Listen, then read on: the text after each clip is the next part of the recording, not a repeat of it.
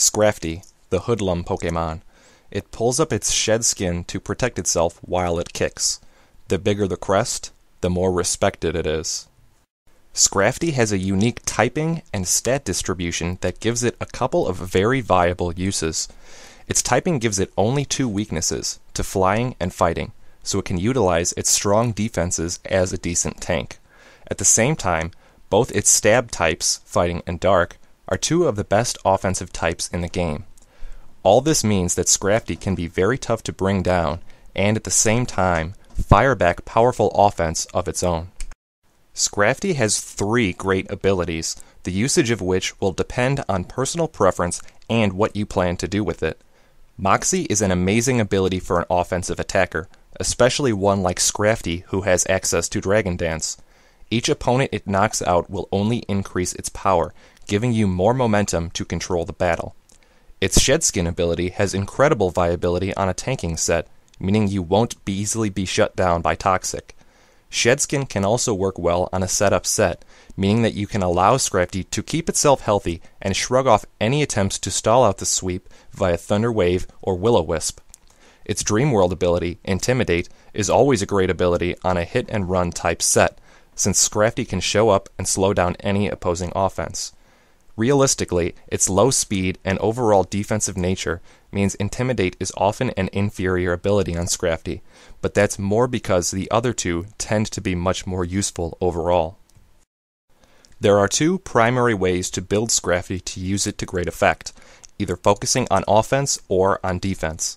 For its offensive set, Dragon Dance is a great way to quickly become very threatening.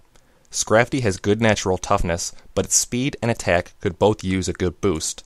After a Dragon Dance or two, it quickly can take out a lot of common threats in the game. As mentioned before, the ability you use is a personal choice, but Moxie tends to be much more effective.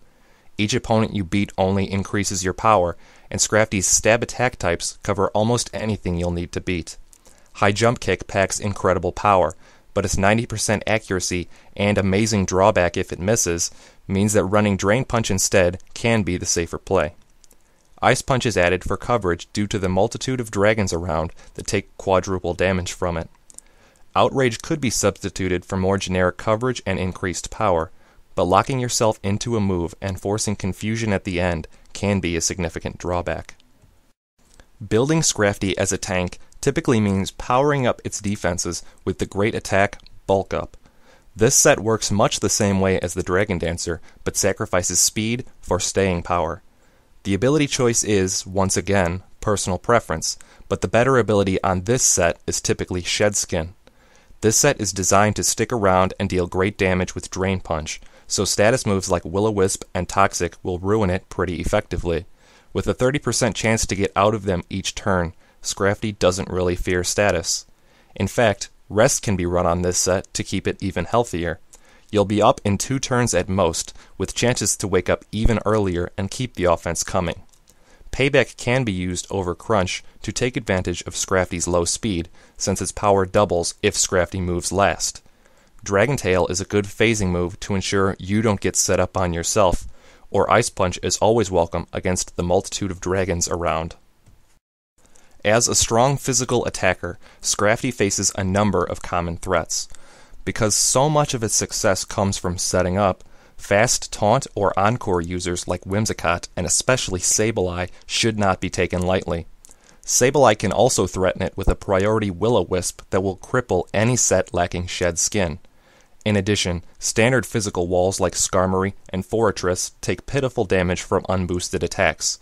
Skarmory is especially scary because it packs a super effective Brave Bird that could quickly knock out a Scrafty that doesn't have many bulk-ups to its name. Also, it, along with other bulky phasers like Hippowdon, can ruin a setup with a timely Whirlwind or Roar. Furthermore, trick users carrying a choice item will destroy any attempts you may have to set up your Scrafty, since they can lock it into a single move.